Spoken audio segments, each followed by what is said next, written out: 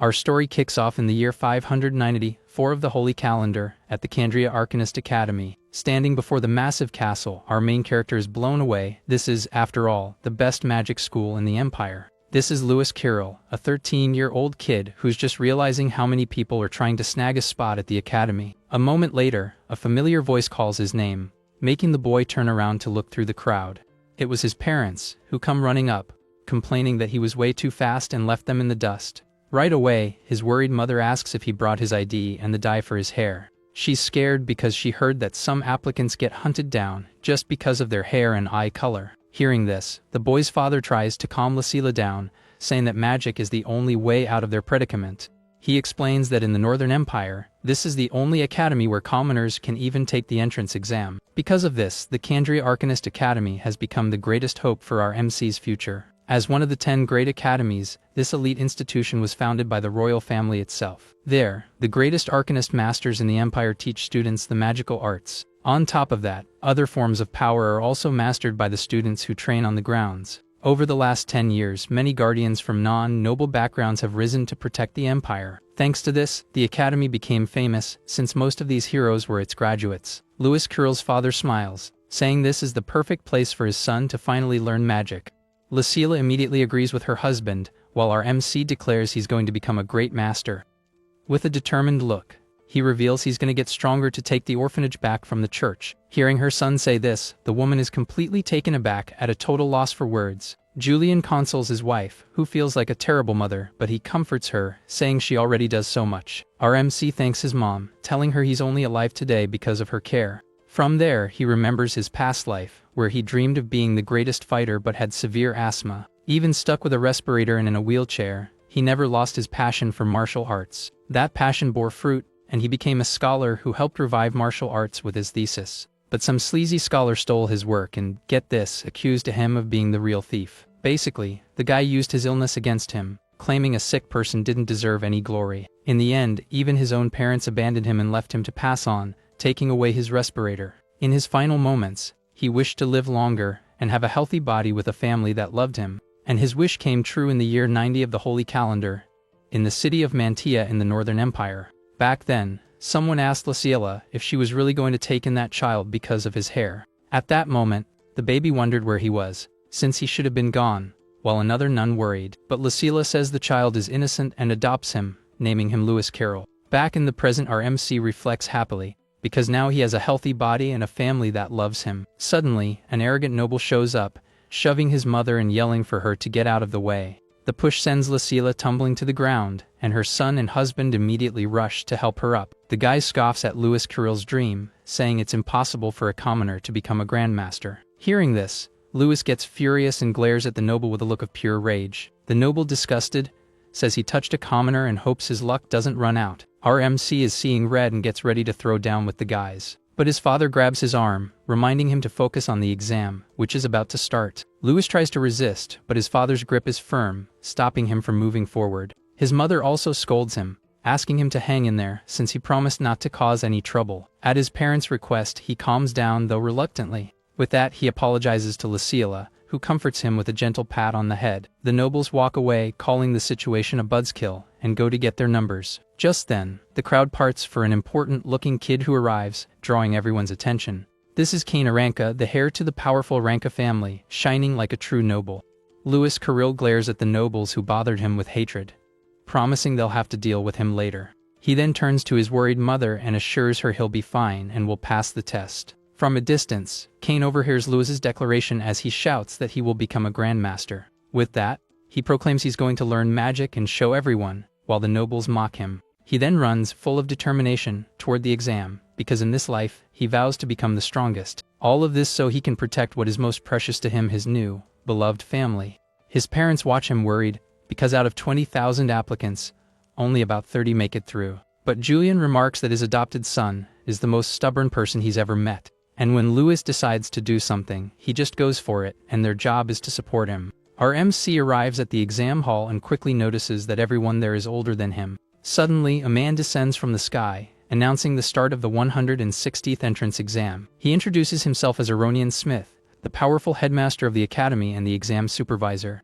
The crowd is stunned by the Grandmaster's presence, while Lewis thinks about the world's 6 power ranks. The power ranks are divided into apprentice, fighter, master, grandmaster, sage, and finally, saint. That means our MC realizes the headmaster is from the 3rd highest class, the world's elite. With that, Aronian points to a staircase and says the first test is to climb it. The headmaster reveals that the passes for the exam are located right behind the upperclassmen guarding the path.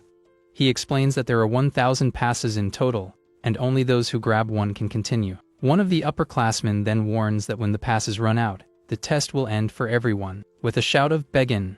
the crowd of applicants rushes desperately toward the staircase. A few hasty guys run ahead, shouting that they'll be first and that the test is a piece of cake. At the top of the stairs, an upperclassman grins sinisterly and welcomes the examinees. From there, he unleashes a terrifying red aura and yells for them to "Welcome to heck."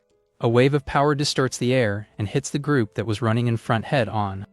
The applicants who thought they were the best are caught completely off guard and terrified by the attack. A moment later, several of them are sent flying as their disqualification numbers are announced. The other applicants are in shock and recognize the upperclassman as Lord Sheath, the minister's son. Meanwhile, Lewis Carroll watches everything calmly, sensing the pure killing intent coming from the attack. The applicants are totally confused, wondering if that was really an attack. Our MC walks calmly forward and explains that it wasn't a real attack. Seeing this, the calm Lord Sheath takes a step forward with a look of contempt. The noble comments that anyone with a weak will who was there would have surely fainted from fear by now because of his powerful aura. Sheath is surprised and says Lewis Carroll seems to have some guts for still standing, but he adds that there are plenty of talented people there, and no room for a commoner. Unfazed, our MC continues to stare down the upperclassmen with a challenging look. Faced with that attitude, the noble decides he's going to teach the kid a lesson. From there, he focuses his power and launches a direct attack to make the boy kneel. The other applicants feel the crushing pressure and scream that they can't breathe. While everyone else hits the floor, Lewis Carroll remains standing, unaffected by the aura. He then asks if this is all of Sheath's killing intent, saying it only scares regular folks. In that moment, Lewis remembers the terrible things he's faced in the past. For someone trained like him, that pressure was nothing more than child's play. With that, he remembers he's faced real monsters, so Sheath's pressure is useless. With a cold, focused gaze, our MC prepares to counter the upperclassman's attack. Unlike Lewis, the tough guy noble seems to have never faced real danger in his life. Our MC smirks disdainfully and says that this intimidation attempt won't work on him. From there, he lunges forward with incredible speed, shattering the upperclassman's energy barrier. Lewis moves like a bolt of lightning, passing through Sheath's aura as if it were nothing. His face contorted in fury, he prepares to show these nobles what real power is. He then yells that he'll show them what true killing intent feels like. A powerful blue aura explodes from his fist. The other applicants are completely floored by the display of power. Sheath is frozen in fear, feeling the crushing pressure coming from a mere commoner. Lewis's fist stops inches from the upperclassman's face, who can't even react. A moment later, our MC stopped his punch, making a powerful impression. With a cold glare, Lewis observes the fallen upperclassman, showing his superiority in combat. Sheath is panicking, unable to believe what he just saw. The other nobles' jaws are on the floor, as they can't believe the kid withstood that without using magic. Not caring about the commotion, our MC simply walks past the fallen upperclassman, saying he's moving on. From there, he calmly reaches the board where the passes for the next phase of the exam are kept. With that, his hand reaches for a pass, securing his spot in the next stage of the selection. Seeing this, Sheath gets up, absolutely furious, and screams in rage for being humiliated. He refuses to accept defeat and launches a powerful magic attack at the boy's back. Lewis Carroll spins around quickly and prepares to defend against the blow using only his bare hands. The attack hits his arms, but our MC manages to block the magic, creating a shockwave. Sheath is in disbelief, unable to accept that a commoner stopped his attack without magic. Headmaster Aronian appears and announces that the boy has passed the test, but Sheath complains that he's a commoner. Aronian then explains that the academy treats everyone equally, because in the face of monsters, there is no difference. Humbled by this lesson, Sheath falls silent, and our MC thanks the headmaster for his intervention. A moment later, Aronian congratulates Lewis Carroll for passing the first phase of the exam, but the headmaster looks at the boy's hair and comments that its color is a bit concerning. Aronian's concern hangs a cloud of suspense in the air about our MC's future. Our MC asks what the headmaster meant about his hair color. Suddenly, Aronian's hand touches the boy's shoulder, catching him by surprise. He then says that if Lewis is admitted, he'll prepare a potion to hide his unique traits. Lewis Carroll is suspicious of the plan but decides to focus on passing the second test first. With that, he moves on to the next phase of the exam, leaving the nobles behind. Meanwhile, one of the upperclassmen watches him with a look full of rage and contempt. The guy is furious that Aronian helped a commoner and vows to never forget that name. A moment later, everyone gathers in the second arena, where the next exam is about to begin. Of the 20,000 applicants, only 1,200 remained, and almost all of them were elite nobles. Just then, the group of nobles that provoked him earlier approaches to stir up more trouble. Their leader threatens him, saying that next time, no one will show up to save him. But our MC remains with his arms crossed, not giving a single care about the noble's threat. The other guy says that if it weren't for the headmaster, he would have been kicked out a long time ago. In response, Lewis Carroll just smirks and calls the guy a complete idiot in front of everyone. The noble is shocked and absolutely enraged by the insult he just heard from the commoner. Lewis Carroll, with a mocking smile, says that the Grand Master has much better judgment than they do. This infuriates the noble, who threatens to knock our MC down with a punch right in the face. But Lewis just smirks, showing not an ounce of fear in the face of the threat. The guy's eyes glow with rage, showing he's not messing around and is about to attack. A moment later, he lunges forward with everything he's got and throws a punch straight at our hero's face. Even with the punch coming, the boy remains calm and analyzes his opponent's movement. From there, he stops the noble's punch using just 2 fingers with absurd ease. In a swift motion, our MC counters and lands a direct hit on his opponent. The noble panics because his body simply won't move at all anymore. Lewis then reveals that he used a martial arts technique to paralyze the guy's meridians. The impact of the blow sends the noble's body flying across the arena. His friends despair and shout for their companion who was so easily defeated. The boy hits the arena floor hard, kicking up dust and startling the other applicants. One of his friends is also knocked down by the force of the impact, while the other runs to help. The noble lies on the ground in a lot of pain as his friend worriedly asks if he's okay. The fallen noble complains desperately that he can't feel or move his own arm. With that, he accuses our MC of using poison and shouts that he's going to report him right now. At this point, Lewis Carroll approaches and calmly explains that it wasn't poison, but martial arts. He says he was holding back at his mother's request, but his patience has a limit. With a serious look, the boy states that only those prepared to take a hit can throw one. Suddenly, a hand grabs his wrist, stopping him from continuing the fight with the noble. It was Kane Aranka, who stops him and reminds him that they are in the middle of an important exam. The hero then asks if our MC doesn't mind being disqualified because of the fight. Lewis stares at Kane in silence, but his eyes still burn with rage over the situation. The other nobles yell for Kane not to get involved and threaten to finish Lewis right there. But Kane glares at them and tells them to back off, as they know very well who they're talking to. Faced with the hero's threat, the nobles are furious but decide to drop the fight. And so, the group's leader turns and leaves with his friends, muttering in anger. He thinks hatefully that it doesn't matter if they're commoners or nobles, they're all trash. Lewis watches the guys walk away and concludes that all nobles are the same, using their power to oppress others. With the fight over, Kane approaches and praises our MC's strength and courage. From there, the hero extends his hand and invites Lewis Carroll to form a team with him. A moment later, a few girls show up and offer to join the nobles' team. In no time, a crowd of nobles surrounds Kane, wanting a spot on his team. Other applicants comment that teaming up with the heir of the Aranka family is a guaranteed pass. But our MC just turns his head and completely ignores the guy's offer. Suddenly, a magic circle of light forms in the center of the large combat arena. Floating in the air, Headmaster Aronian congratulates everyone for passing the test of will. A moment later, he announces that the next stage will finally be a test of power. At that, glowing marks appear on each applicant's chest, leaving everyone very confused. Kane is surprised to see that his mark is of the Earth attribute, just like several others. The hero of the Aranka family is completely shocked, not understanding what's happening. Suddenly, Kane's body and the others become heavy, causing them to fall to the ground. A huge earth magic circle activates across the entire arena, trapping the applicants. Aronian then explains that they will fight under the influence of this magic for the second exam. The nobles complain about the Grand Master's earth magic, finding it unbelievable they have to fight like this. One of them points to Kane, who is walking normally in the middle of the arena, unaffected by the magic. The hero of the Aranka family struggles to stay on his feet, while the others have already fallen. Suddenly, Kane looks up, surprised by something that catches his attention in the middle of the arena. It was our MC running up the arena wall as if gravity didn't exist. The crowd is in shock to see that the boy managed to reach the stage where the headmaster was. Aronian faces Lewis Carroll and comments that he was the first to reach the stage again. The applicants recognize the boy from the first test and feel the intense pressure coming from him. Kane can barely stand even with 3 years of master level training and finds the pressure just right.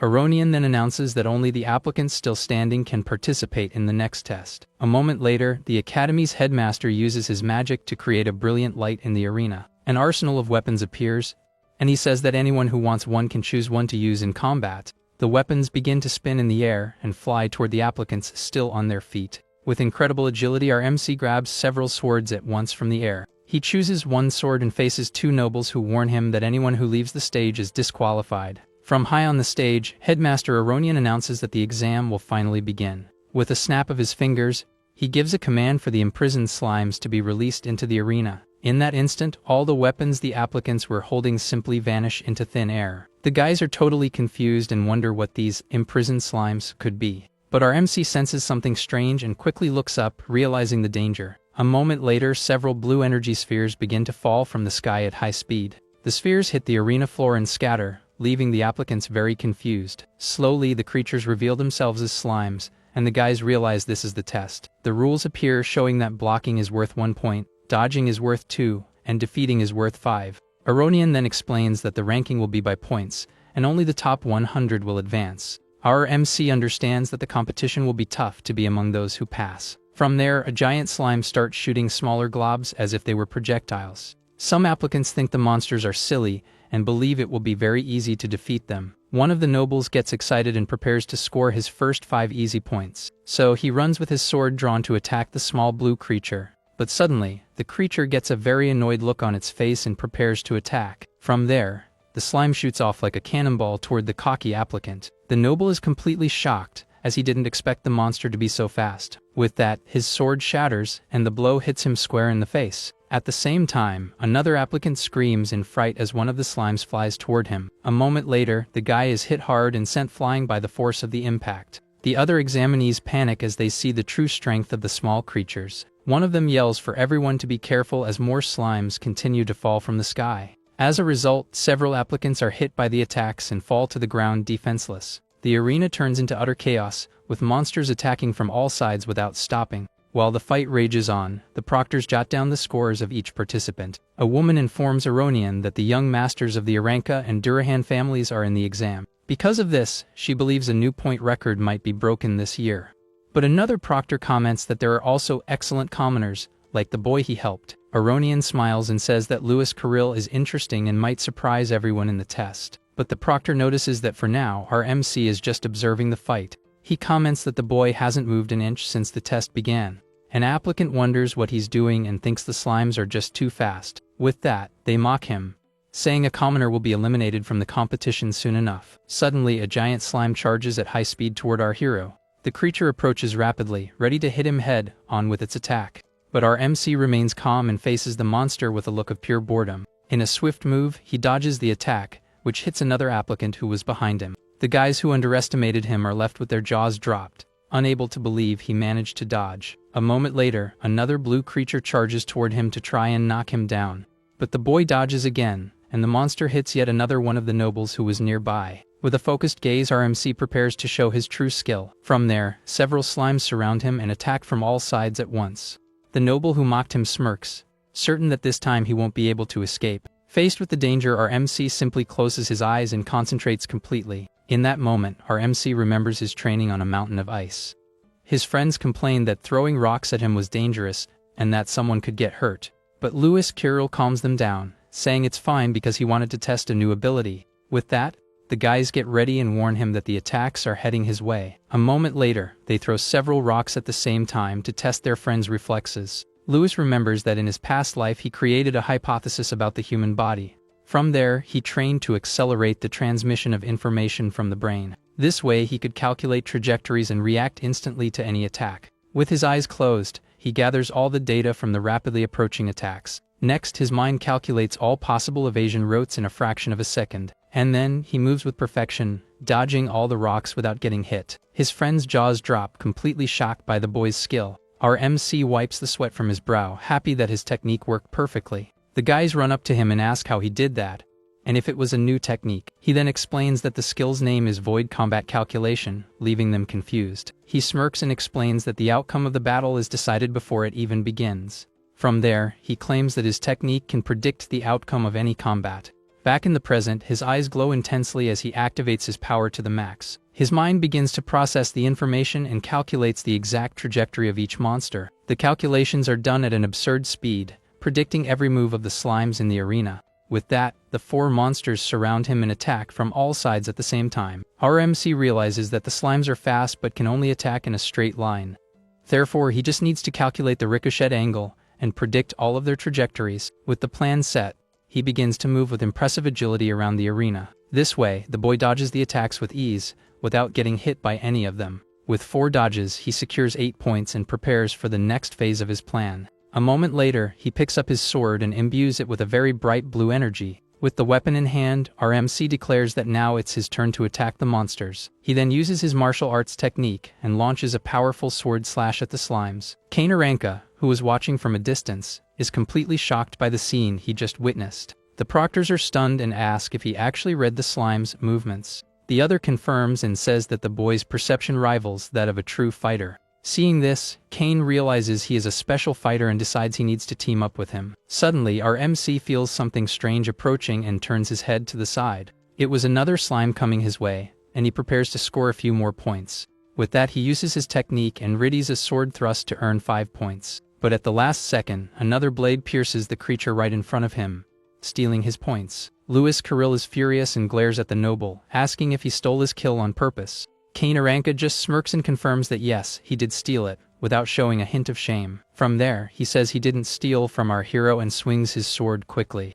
With a precise movement, the hair perfectly slices the creature in half with his blade. Meanwhile, the other applicants continue to fight desperately to score some points. The noble then points to the other fighters and says he actually stole their points. A moment later, he introduces himself as Kane and invites the boy to steal points together. But our MC just stares at him with a bored expression, unimpressed by the proposal. Kane explains he just wants a good ranking and proposes a competition to see who gets more points. With a challenging look, he asks our MC to show off his full power already. Louis Kirill smiles confidently and accepts the noble's challenge without a shred of fear. From there, he grips his sword firmly and prepares for the point competition. But the boy raises the stakes, saying the loser will have to obey the winner in everything. Seeing this, one of Sheath's archers gets furious seeing the two teaming up in the arena. He then comments that with all the chaos, this is the perfect chance to take them both out. The noble who humiliated our MC earlier smiles menacingly, agreeing with the plan. Just then, a slime flies toward the archers, who prepare for the attack. A moment later, the group's leader gives the order, and they aim their bows at the boys. Meanwhile, the two fight side by side, protecting each other from the slime attacks in the arena. Our MC blocks one of the monsters with his sword, shielding Kane from the attack. Suddenly, a shower of arrows flies toward them, catching the duo by surprise. The arrows hit the ground and cause a massive explosion that kicks up a lot of dust. Kane is completely shocked because Louis protected him and took the full brunt of the attack. The noble archer smirks maliciously and celebrates, certain that he hit his target, but our MC just gives a little smirk, showing no concern about the attack. Seeing this, the archer is completely stunned, not understanding what just happened. The dust settles, revealing Louis Kirill, who caught the arrows using just his bare hands. The noble's jaws drop as they wonder how he managed to react so quickly. Kane Aranka approaches and asks if he's okay, calling the guys trash for playing dirty. The leader of the archers is enraged by the insult and orders his men to aim for the hair. From there, he uses a technique and readies a double arrow with a dark and powerful aura. With that, 2 arrows fly at high speed toward the hair of the Aranka family. Kane scoffs at the attack and uses his sword to deflect the arrows with extreme ease. But he doesn't notice that the arrow with the malicious aura was hidden right behind the other one. Suddenly, the hare senses the threat and turns around, startled by the real danger. A moment later, the sound of the attack echoes through the arena as blood flies everywhere. Kane is shocked because our MC jumped in front and stopped the arrow with his hand. Kane looks at the boy's injured hand, but Louis says that he is their real target. The proctors comment that the attack was malicious, and one suggests disqualifying the archers. But Aronian says there's no need, as they'll lose anyway, and orders them to prepare healing potions. Back in the arena, our MC turns and confirms if the noble's name is really Kane.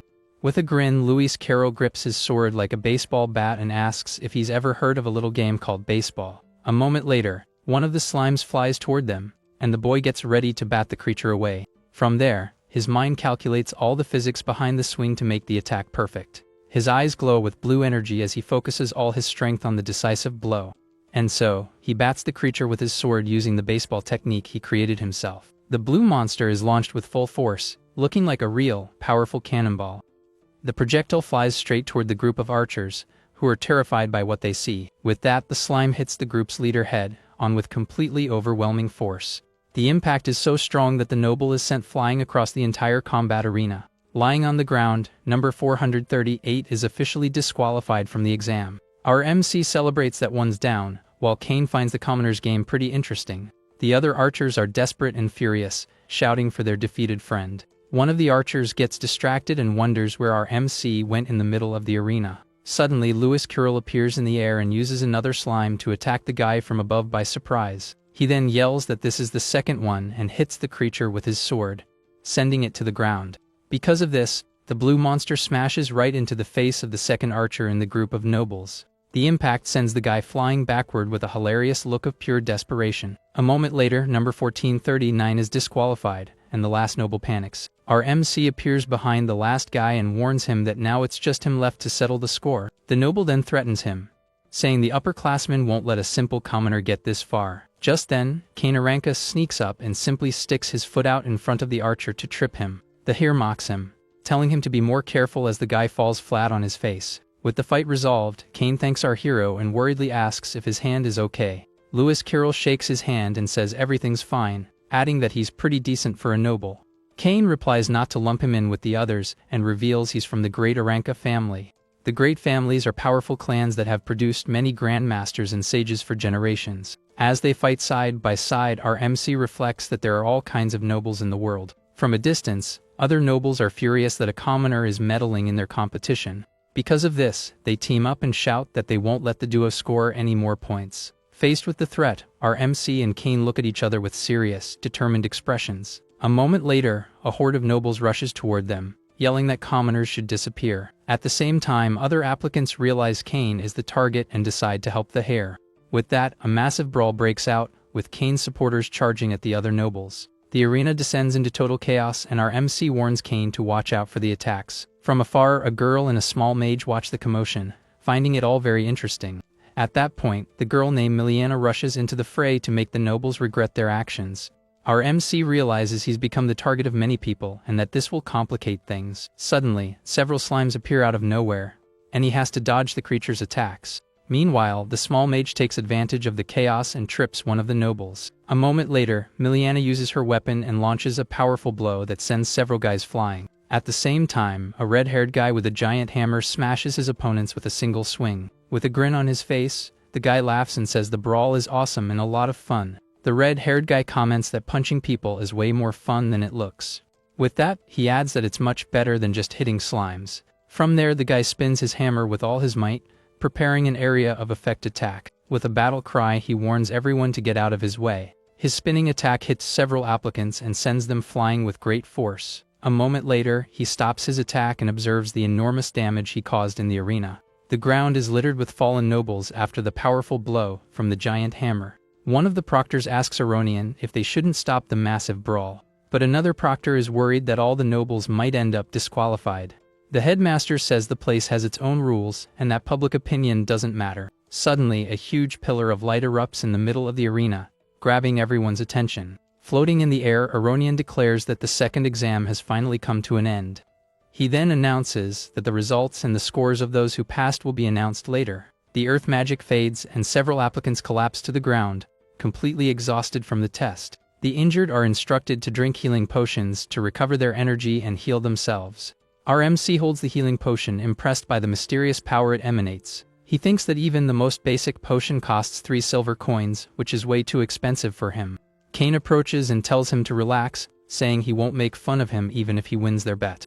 A moment later, Aronian announces that the results of the second exam will finally be revealed to everyone. A huge magic scroll appears in the air, and Kane asks what our hero's ranking was. The nobles mock him because the commoner's name isn't on the list, which only shows up to 6th place. The voice explains that the top 5 broke records and announces Miliana Royce in 5th place. Next, 4th place is revealed to be Kane Aranka, who has a very serious look on his face. The 3rd place winner is Faye Durahan, who smiles confidently at all the other applicants. Our MC gets tense, wondering if he was disqualified for attacking the nobles. But to everyone's surprise, 2nd place goes to Lewis Carroll with 887 points. Kane's jaw drops and he asks confusedly who this guy is, since he doesn't know him. With a smile on his face, our MC says his identity is a secret for now. Kane then accepts his defeat and asks what the winner wants, but Lewis says he'll tell him after the exam. From there, the glorious first place is announced with a score never before seen at the Academy. And first place, with a record of 888 points, is Neil Gunn, the Hammer Guy. With a confident smile, he says there are some interesting people around and hopes he won't be disappointed. The other nobles are shocked that 2 commoners took first and second, surpassing the Durahan family. The small mage notices that Faye's hand is trembling with either rage or perhaps pure excitement. Faye then stares at the winner with a challenging look, and says she would love to fight him one day. Meanwhile, a group of nobles is annoyed at having lost to simple commoners in the competition. Their leader is furious and calls the others a complete disgrace to all nobility. The proctors comment that it's the first time commoners from an orphanage have taken the top 2 spots. Aronian then asks if they know the real reason the Arcanists Association cares for orphans. He explains that a person's true strength has nothing to do with their social status. With the end of the second exam, the headmaster tells all who pass to go to the location of the next test. Kane comments that Lewis almost got first place and wonders which of the 2 commoners is stronger. The group arrives at the third training ground, a dense forest, for the final challenge of the selection. Suddenly, Aronian appears in the air and announces that the last exam will be a battle royal for emblems. A moment later, he explains that he will distribute the emblems and teleport everyone to a random location. The emblems float toward the applicants as Aronian explains that the goal is to collect as many as they can. With a serious look, he warns that anyone who loses their emblem will be disqualified on the spot. At that point, Kane warns our MC that the highest ranked will be easy targets in the forest. Our MC understands that the rankings were announced precisely to create this hunting scenario. The headmaster then smiles and tells everyone to demonstrate their skills and survive until the end. Teleported into the forest, Lewis is determined, as his admission is just 1 step away. A moment later, a voice calls him a commoner, making our hero look back in surprise. It was a brute with an axe who accuses him of humiliating all the nobles during the exam. Unfazed, our MC stares the guy down with a cold look, showing no fear. The nobles surround the boy and mock him, saying Kane isn't around to protect him anymore. With that, our hero looks around and realizes he's fallen into a very well-planned ambush. To make matters worse, an archer aims a crossbow at him from the top of a hill. Our MC then understands that his location was leaked by the teleportation team. Tired of talking, the brute charges with his axe to finish the boy off once and for all. The guy swings his axe powerfully, but Lewis Kirill dodges with incredible agility. 2 other nobles with spears attack our MC from behind, yelling that he won't escape. But Lewis Kirill leaps over the spears, dodging the attack with great ease. Suddenly, a green magic arrow whizzes past him, catching the boy by surprise. With a quick movement, he twists in the air and manages to block the arrow with his sword. He then lands on the ground and wonders what that magic attack that came out of nowhere was. The brute yells at him to give up already, because he's going to meet his end right there in the forest. From there, the 4 nobles attack at the same time, but our hero defends himself masterfully. A moment later, another magic arrow flies toward him in the midst of the battle's chaos. Our MC gets annoyed as he realizes the magic attack came again to interfere with him. With that, he turns and blocks the arrow once more with his sword without any difficulty. One of the guys mocks him and reveals that the arrow was actually wind magic from his spear. He then charges forward and launches a direct attack with his spear to hit the boy. But our MC dodges again, and the noble gets furious that he can't land a hit. The boy is frustrated because his technique can't calculate the trajectory of magic attacks. So, he takes a deep breath and thinks of a new plan to deal with the situation. From there, he decides to use the Sen-no-Sen technique to counter attack even before the enemy. With this in mind, he prepares to use his opponent's own power against them. One of the nobles gets impatient with the delay and yells for everyone to attack at once. A moment later, the 3 guys charge at our MC with everything they've got, without hesitation. But our MC just smirks, as he was already expecting this combined attack from the nobles. He then moves forward at the perfect time to execute his counter-attack plan with great precision. The brute celebrates, thinking he has finally cornered the boy with his powerful blow, but the axe just grazes him as our hero dodges underneath with incredible agility. With his sword, he diverts the axe's trajectory, using the weapon's hilt as a lever. Because of this, the brute loses his balance, and his axe flies toward one of his friends. The weapon hits one of the nobles head-on, while our MC kicks the other with full force. The axe guy still falls on top of the archer while Lewis defends himself from the last noble. Suddenly, the spear noble climbs a tree and fires another wind magic arrow. Our MC realizes the guy is using his spear to create the magic attacks. In a swift move, he uses the noble as a shield to block the approaching magic arrow. With the noble as a shield, the attack hits him square on, and he picks up the spear that fell to the ground. From there, our MC grips the weapon firmly and aims at the noble in the tree. With all his strength, he spins and throws the spear as if it were a real missile. The spear flies with full force and hits the tree dead, on knocking the noble down with the impact. Suddenly, a blue energy freezes the ground and pulls all the emblems toward him. With that, the emblems of the fallen nobles fly directly into our hero's hands. Our MC then grabs the emblems and holds them firmly in his hand. With a victorious smile, he announces that he'll be taking all the emblems from that group. The group's leader gets up, furious, and tells the archer to use magic at full power. Suddenly, a voice asks if he was talking to him, and we see that it was Kane Aranka. The archer who was in the tree falls hard to the ground, completely knocked out by the blow. Sitting on a branch, Kane mocks the noble and says he can't use his magic anymore. The group's leader panics, not believing that Kane managed to escape the trap. Kane then reveals that he made the guys spill the plan, and that they underestimated the Aranka family. With the plan ruined, the noble flips out in anger and vows to finish them both right there. But suddenly, a crossbow bolt hits the noble dead on, taking him down for good. Kane lands next to Lewis, who complains about the noise, but is relieved that he's okay. The heir says they were weak, and our MC offers him the emblems he collected. Kane offers to help with future ambushes, but Lewis declines, saying he'll handle it. Suddenly, Faye Durahan appears, applauding and praising our hero's attitude. With a challenging look, the girl approaches and demands that one of them fight her. Our MC recognizes her as Faye, the powerful daughter of a grandmaster. Lewis then asks if she's friends with Kane, but the heir denies the accusation, annoyed. He confesses that he's fought her before but lost because he let his guard down, and our hero teases him. Kane suggests ignoring her since she's already an apprentice-level mage, and it's better to collect emblems. Hearing this, Faye calls him a coward for wanting to run, and this irritates our MC. With a smile, he accepts the fight, as he was curious to see how an elite noble fights. The girl gets excited and says she'll fight without magic to make the battle fairer. A moment later, she uses her sacred spear and launches a powerful attack toward them. Faced with danger, Lewis Carrill's eyes glow with an intense blue light as he prepares. In a swift move, our MC blocks the spear's attack with his sword. Seeing this, Faye Durahan is surprised and compliments his skill, as the boy is very good.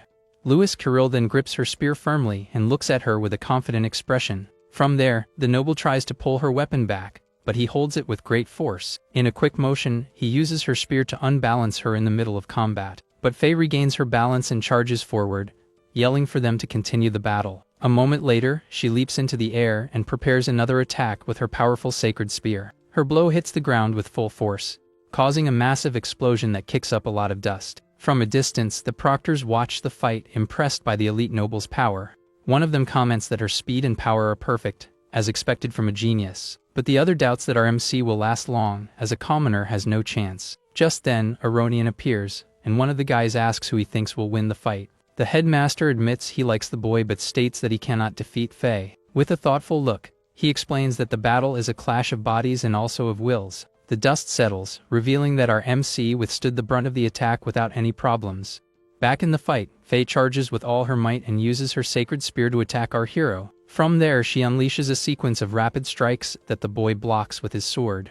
The noble gets irritated because even with all her strength, Lewis Carrill doesn't retreat a single step. At that moment, our MC finds an opening, and his eyes glow with an intense blue light. With absurd speed, he grabs the girl's spear before she can react to the move. Using the leverage, he throws her over his body, completely reversing the situation. A moment later, the boy twists her wrist forcefully, making the noble drop her weapon. Disarmed, Faye is furious and glares at our MC with a look of pure hatred for the humiliation. But in a swift move, she grabs him and throws him over her shoulder, showing her physical strength. Our MC lands with agility and throws some metal discs at his opponent.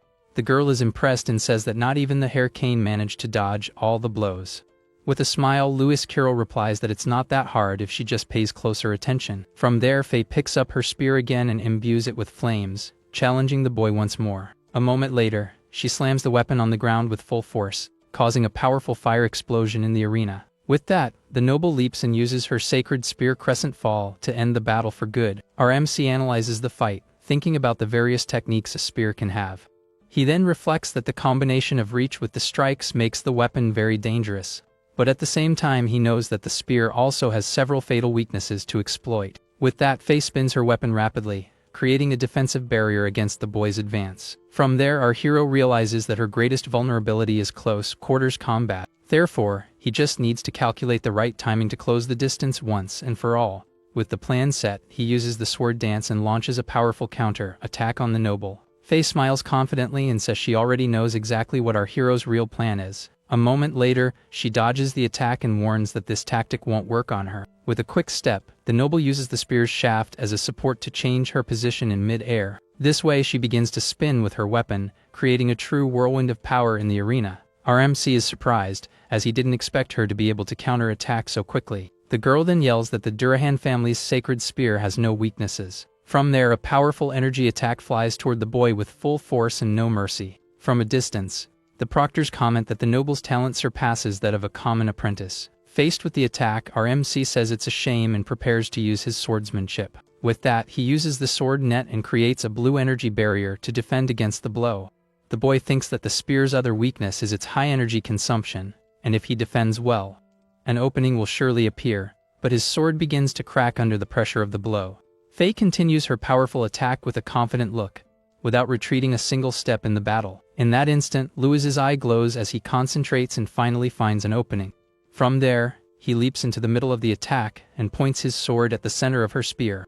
But with the impact, the tip of his sword simply shatters in the middle of the sword fight. A moment later, the broken piece of the blade falls hard onto the dense forest floor. Our MC is surprised as he didn't expect his weapon to break so easily. Seeing this, Faye observes him with a serious look, but also a little impressed by the fight. The girl then compliments the boy and asks if he was going to counter-attack if the sword hadn't broken. Louis confirms and laments that his luck seems to be terrible at such an important moment for him. Faye then accuses him of holding back, but he says it's a habit to observe before fighting seriously. With a confident smile, our MC warns that now he's going to fight with everything he's really got. Faye then comments that his weapon is already completely broken and no longer useful for fighting. In a swift move, our MC discards what's left of his sword without a care. From there, he gets into a fighting stance and reveals that he's actually much better with his fists. At this, the two face each other in silence, waiting for the perfect moment to attack their opponent. Suddenly, the noble finds an opening and prepares to launch her most powerful attack. With that, she stumps hard on the ground and uses all her momentum to charge forward with her sacred spear. A moment later, the girl spins her body and launches a spinning attack with absurd force. But our MC remains still, preparing to take the blow head-on without retreating. Kane screams desperately, warning him that he'll get hurt if he takes that blow head-on. Unfazed, Louis Carroll joins his hands and creates a powerful, shining blue energy sphere. From there, he shapes the energy and creates a spiral to mimic the movement of the noble's sphere. This way, the boy charges forward and clashes his energy technique against Faye's powerful attack. With a battle cry, he uses all his strength to stop the girl's spinning blow. Kane and Faye are completely shocked, unable to believe what they are seeing right in front of them. Impossible because our MC managed to stop the sacred spear using only his bare hands. From a distance, Headmaster Aronian and the other proctors are left with their jaws dropped at what they just saw. But Faye Durahan yells that the battle isn't over yet and prepares for a new powerful attack. With that, she kicks the ground and throws her sacred spear toward our MC. The noble then yells that if a single point of attack doesn't work, she'll try something else. From there, she lands on the ground and faces Louis Carroll with a look of pure determination. Our MC just watches the noble prepare for her next move. Suddenly, several images of Faye appear and surround the boy from all sides at once. A moment later, all the girls' copies charge forward with their spears glowing with flames. The combined attack of the images flies toward our hero to finish him off for good. But our MC just smirks, showing not a hint of fear of the attack. Mockingly he asks so what, and several energy arms emerge around him. From there, his energy arms move and grab all the spears approaching him.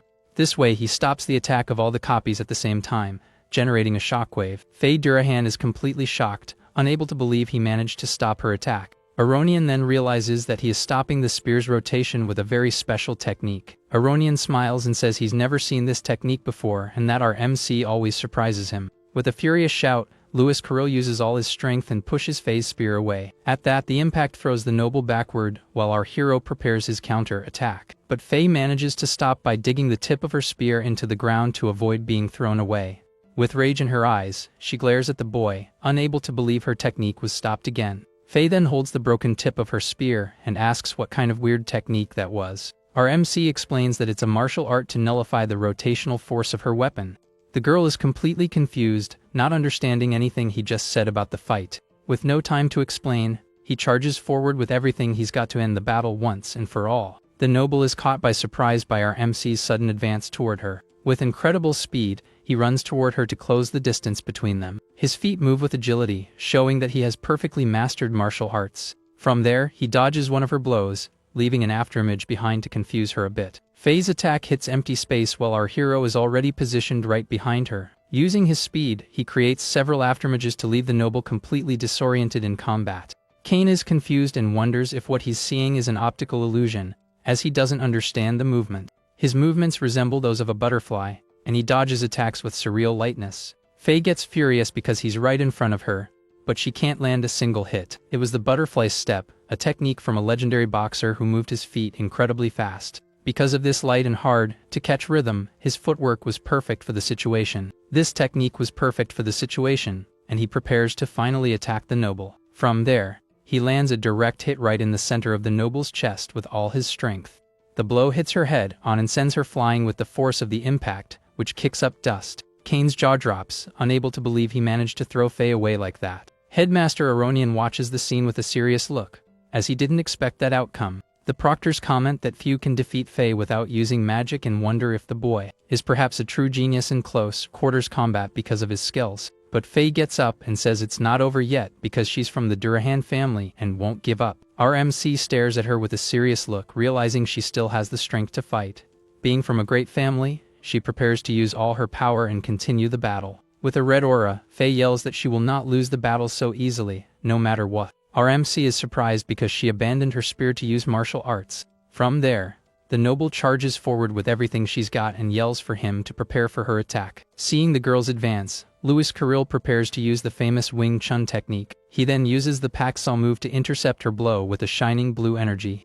But Faye shouts the name of her technique and uses her smashing fist with all her might. The two clash with full force, and the impact of the blow generates a huge wave of power in the forest. Our MC analyzes the impact and says her power is very similar to the 1-inch punch. He compliments her technique, and Faye explains that the Durahan family doesn't just fight with spears. From there, the noble uses the third strike of her smashing fist and unleashes a flurry of punches. With a confident smile, our MC accepts the challenge and prepares to use the art of boxing. This way, the two exchange a sequence of rapid blows in a battle of pure skill. His eyes shine with excitement because fighting a strong opponent was his life's dream. Completely immersed in the fight, his heart pounds with more and more power with each passing second. His eyes glow with an intense red light, showing his immense thirst for battle. With a terrifying smile and a demonic aura, our MC yells that they're gonna have more fun. Faced with that, Faye is confused and wonders what that strange energy he just released is. A demonic red aura appears behind him with a terrifying and very powerful appearance. The noble is completely paralyzed with fear, and her body simply can't move anymore. With that, our MC stumps on her face,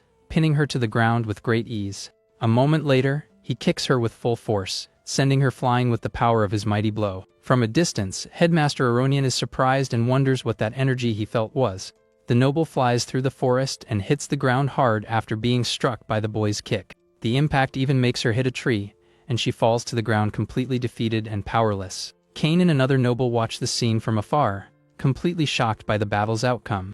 The noble is furious, unable to believe that a simple commoner managed to corner the powerful Faye. Suddenly, one of the nobles watching the fight starts to feel a very strong headache. From there, the guy throws up, and his friend worriedly asks what's happening to him. Brian replies that he doesn't know but feels very sick and starts trembling with fear of something. At that moment, he feels the same sensation and realizes the cause is our MC's aura.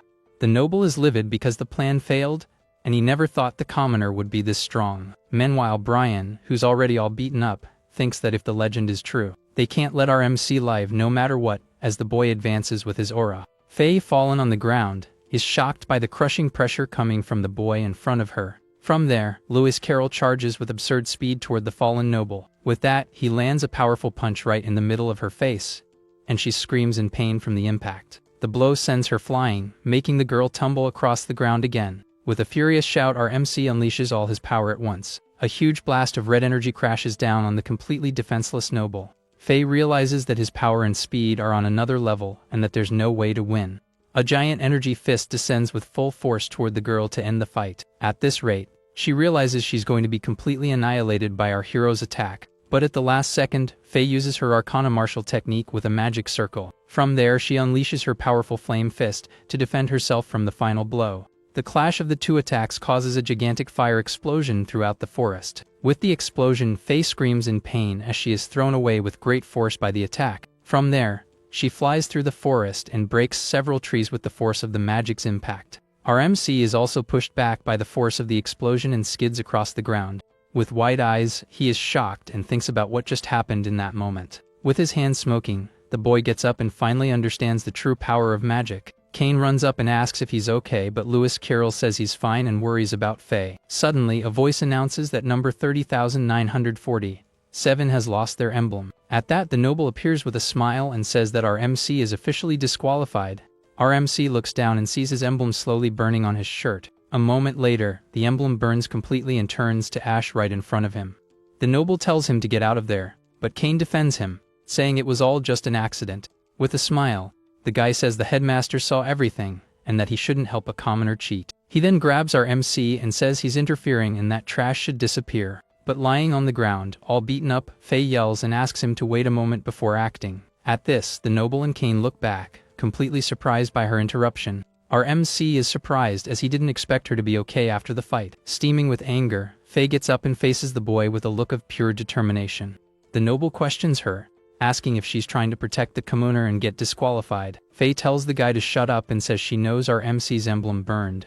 Kane is shocked that she apologized to Lewis for using magic, and the boy says he was the one who went nuts.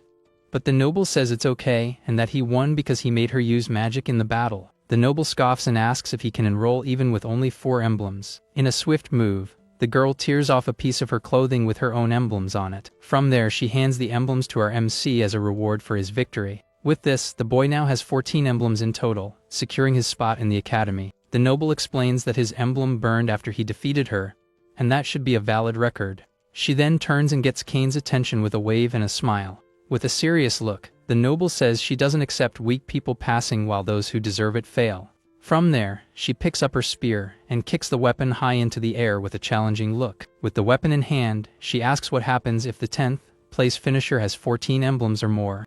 Kane smiles and says it's a coincidence because he was thinking the same thing as the noble. From there, the two run off, and Faye says she needs to collect more emblems to pass the exam. Our MC watches them go as one of the proctors approaches him from behind. A moment later, the man informs him that he has been disqualified and will be escorted off the premises. As the boy is led away, the noble glares at him, thinking that this isn't really over yet. The guys comment that if he defeats Faye and others, he'll surely pass, and one of them gets ticked off.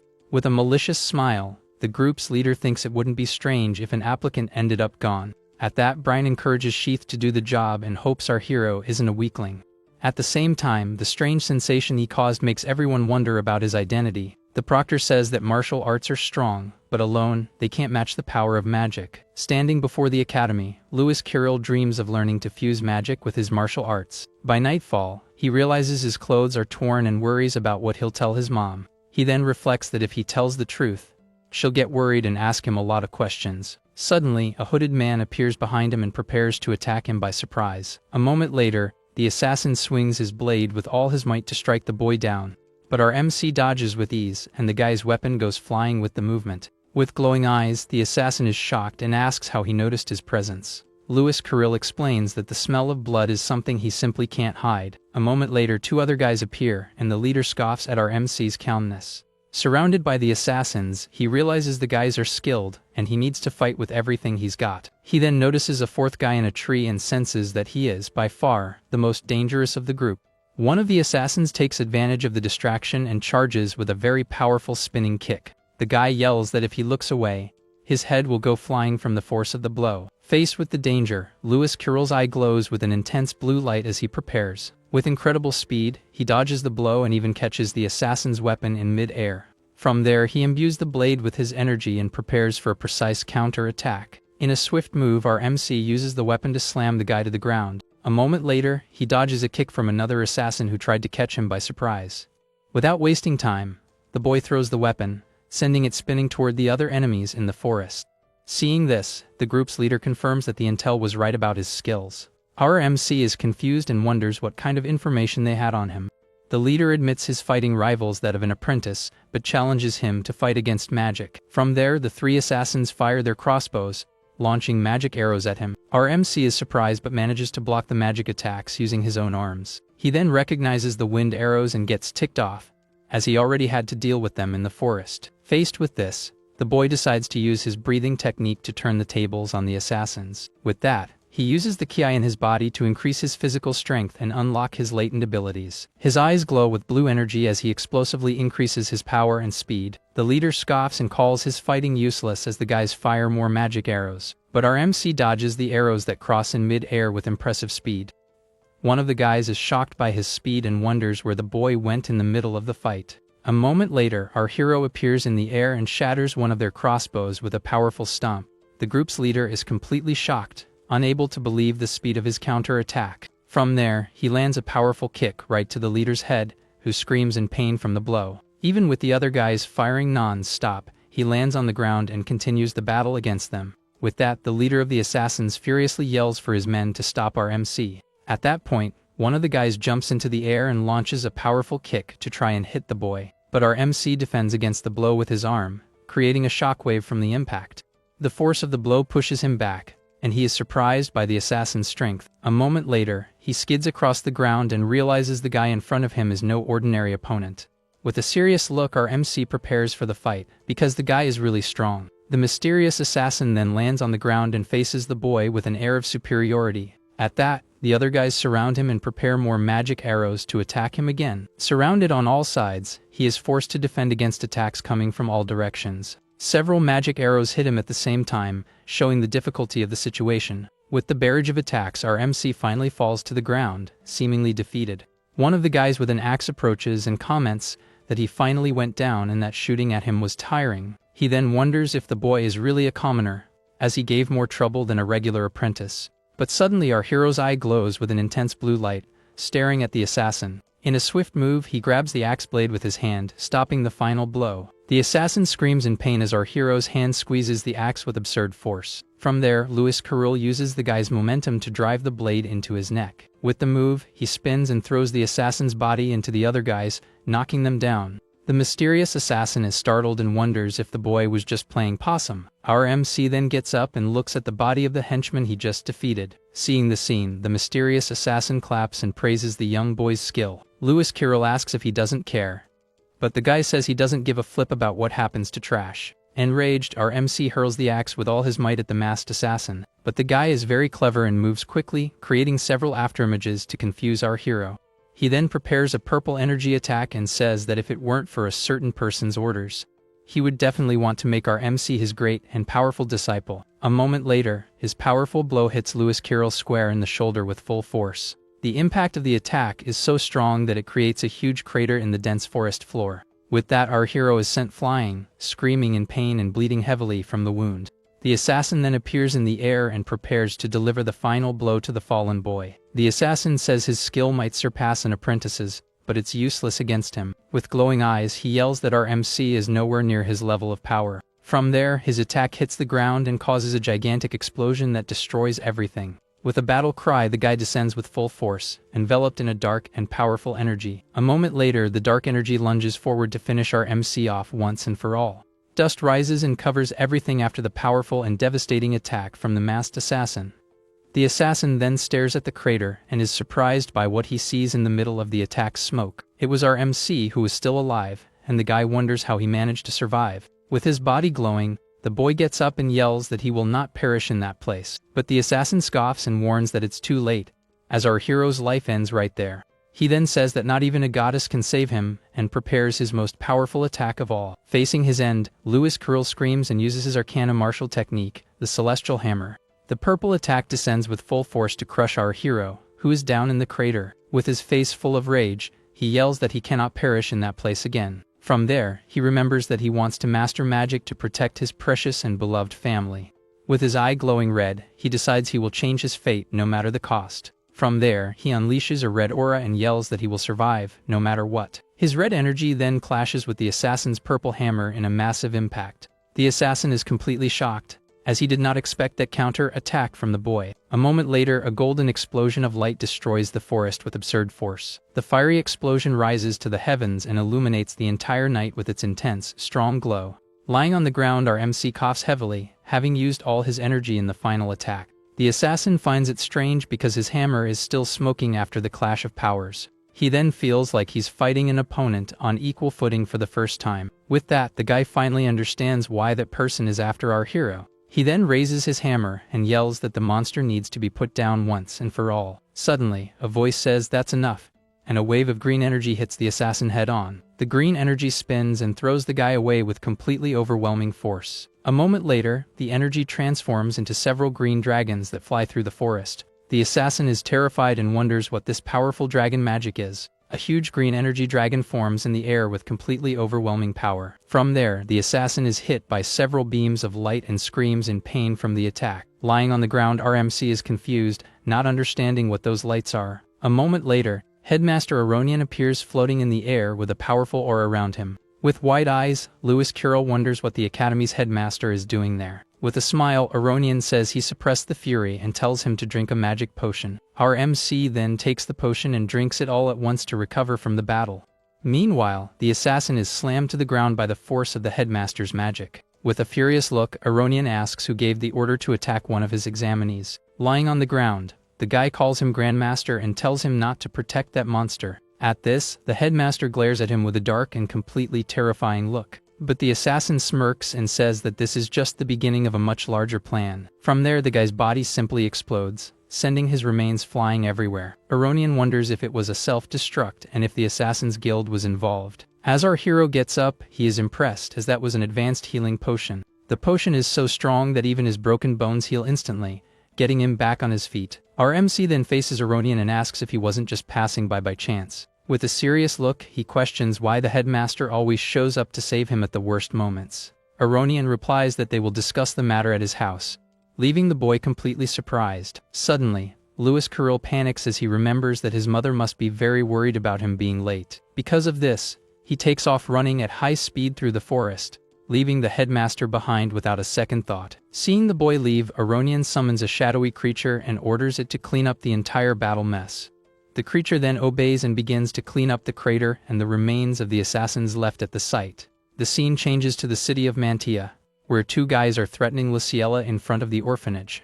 They accuse the woman of robbing people with taxes, and she says she was just waiting for the children. The guy calls her a liar and grabs her by the wrist, saying she needs a lesson right now. But suddenly, a fist smashes into the guy's face, catching him completely by surprise. It was our MC, who arrives with a flying kick and sends the aggressor flying with all his strength. Luciella is shocked to see Lewis there, while the guy hits the ground, completely defeated by the blow. With her hands over her mouth, she is completely terrified by the scene she just witnessed.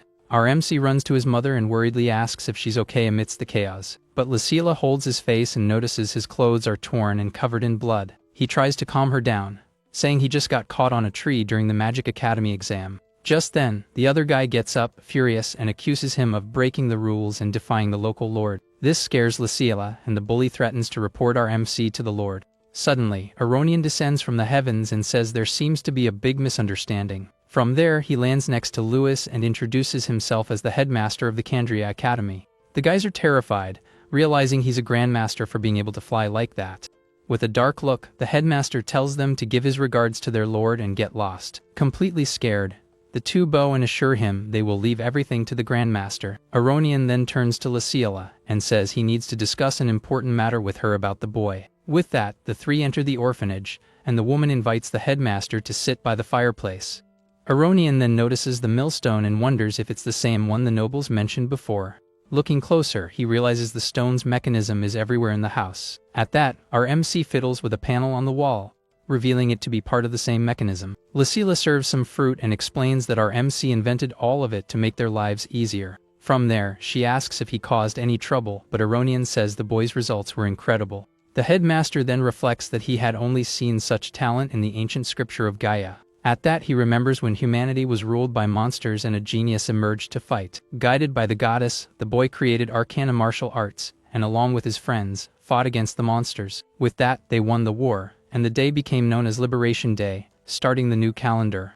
In the scripture of Gaia, the name of that great warrior was known to all as the first hero. Luciella calls him a savior, but our MC says that in popular legends, this hero doesn't exist. Aronian then explains that in the legends, the hero appears in a very different way from the original. A moment later, he reveals that the hero had black hair and black eyes, leaving the two shocked by the revelation. With a serious look, the headmaster says this is a huge secret known only to humanity's elite. He then tells them that the hero saved everyone, but a madness grew within his heart. Because of this, sometimes he couldn't distinguish allies from enemies and would end up attacking everyone. Therefore, his existence was completely erased from history so that no one would know the truth. Aronian finishes by saying that this inner madness was like a curse that slowly consumed him. Our MC stares at his hand and wonders if the inner madness came from that time he went berserk in the fight. Aronian then explains that's why in every country, when they find someone with black hair and eyes, they eliminate them. From there, he touches the boy's head and asks if he thought he could fool everyone with dye.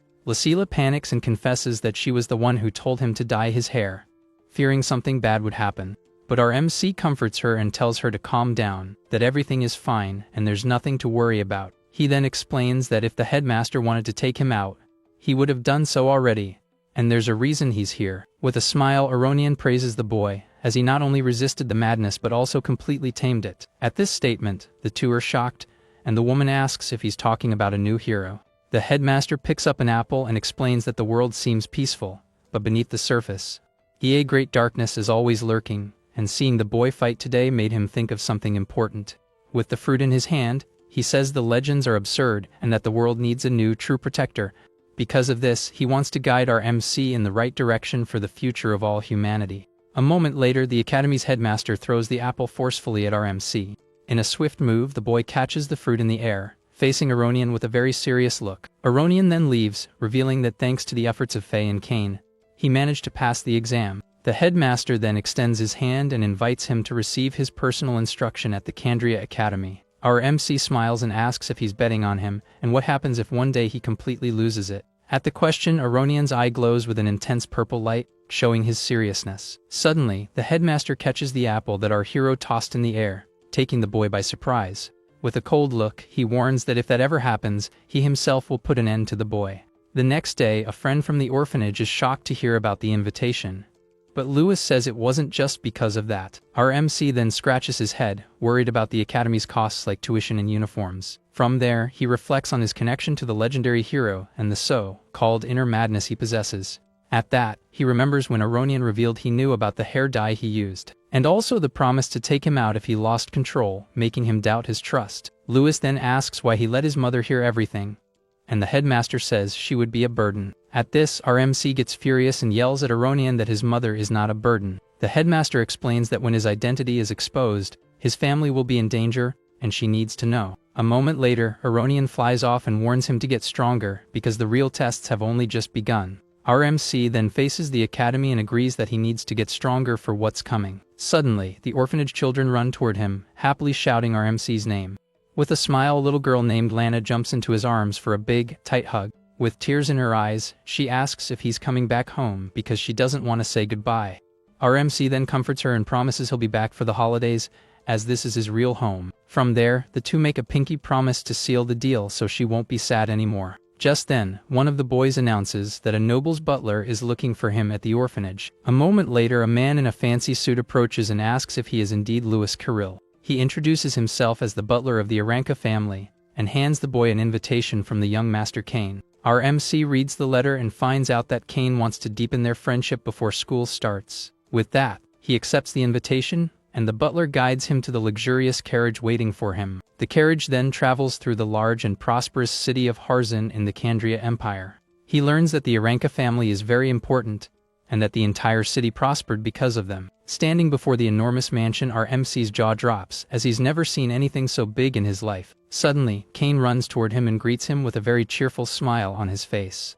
Kane then hugs him and comments that he heard he caused a big commotion in the final exam. Our MC says he only passed because of them and that he'll forget the bet, but Kane disagrees. The noble comments that they couldn't fight in the exam, so he wants the boy to be his opponent before classes start. Louis Kirill smiles, realizing the heir wants to learn more about the academy and magic with him. Suddenly, a mysterious voice asks about all the commotion, catching both of their attention.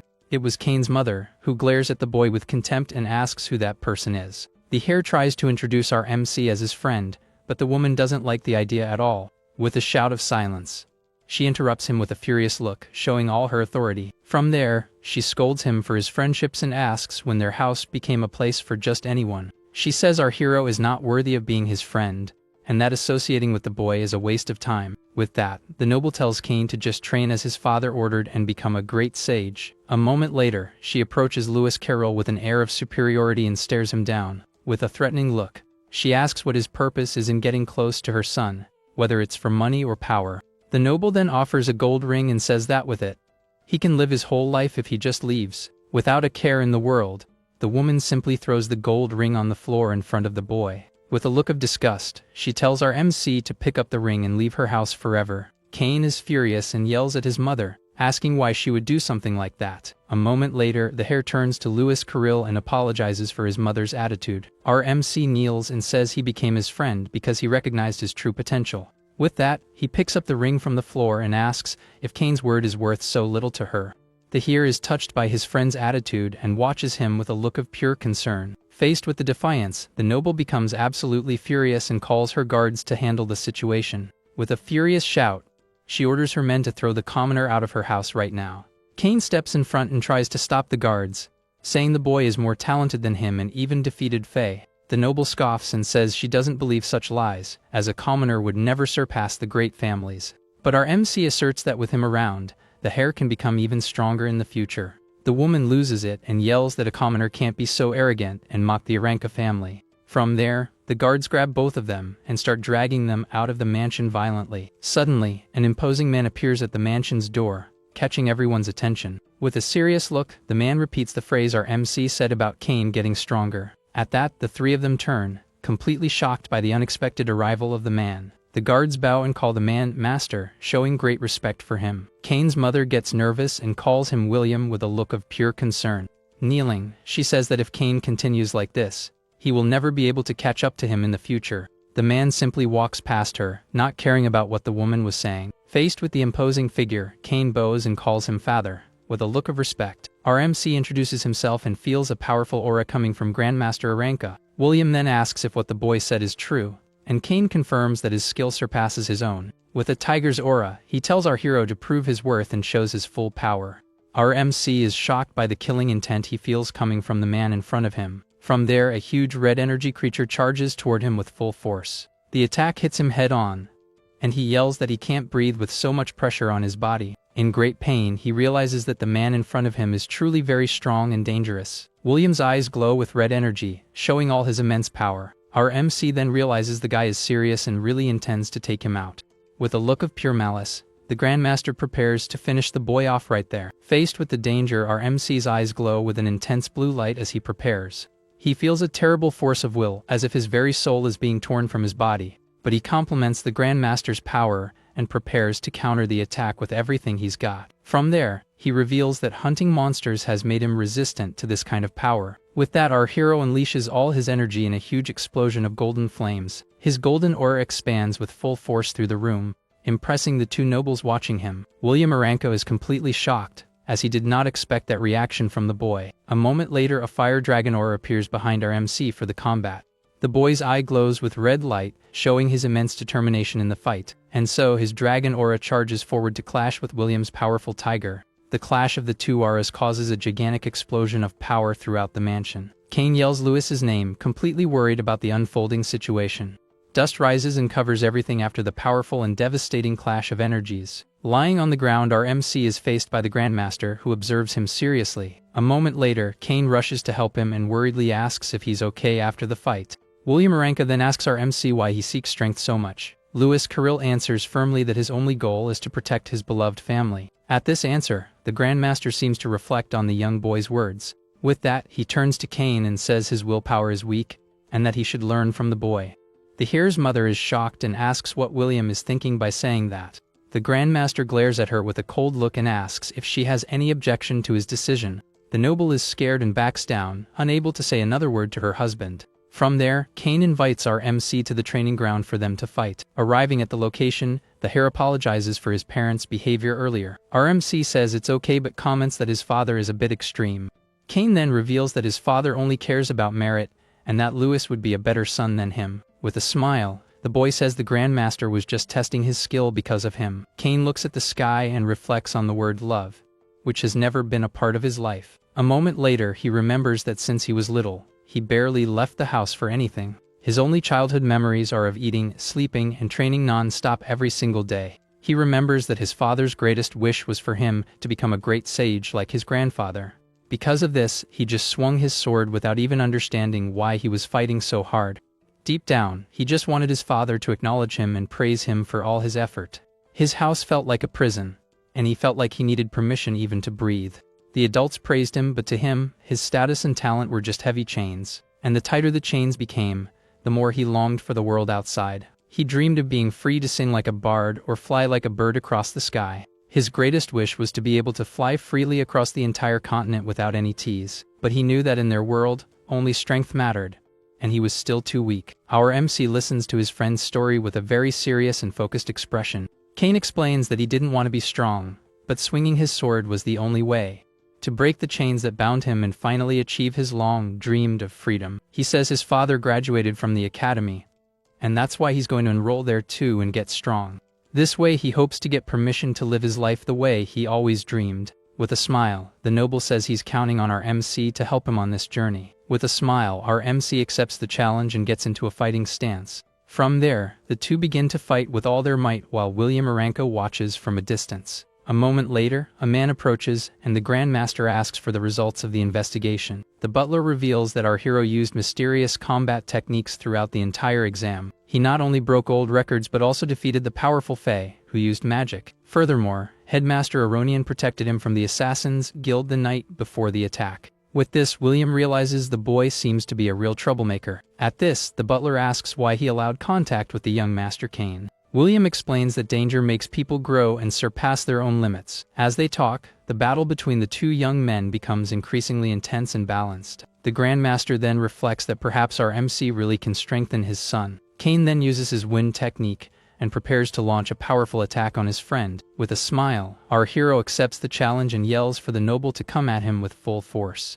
William smiles, thinking his son has a better eye for people than he does. From there, Cain uses his Arcana martial technique and launches the Wind Rush with all his might. Faced with the attack, Lewis Carrill's eye glows with an intense blue light as he prepares. At this, Cain is shocked, as his fist was stopped so easily by the boy. Our MC then blocks the blow with his arm and stops the hair's advance in mid-air. From there, he explains that using magic is good, but his movements are too linear. Cain smiles, finally understanding why not even the powerful Fae could defeat him. Our MC looks thoughtful and asks if there's something on his face for his friend. The hare then asks if he's never felt anything strange about his fighting style. Cain is confused and says they are the secret arts of the Aranka family that his father and grandfather used. With a serious look, our MC says what he means is that there is another path. The hare is shocked, as he never thought of a different path from his father and grandfather. Lewis Carroll then picks up a sword from the armory and prepares to show what he means. With a smile, he asks if Cain doesn't want to surprise his father with a new skill. From a distance, Grandmaster William Aranka watches the two boys training together on the field. He seems curious about what our MC is trying to teach his son. From there, the two leap into the air and begin a new type of training with daggers. With a dagger in hand, our MC explains that speed is the ultimate weapon in martial arts. He says speed isn't just about moving fast, but also about reacting and making split-second decisions. Lewis Carroll continues, commenting that Cain's natural speed is incredible and needs to be used well. From there, he explains that this speed pairs well with wind magic, but piercing techniques are difficult.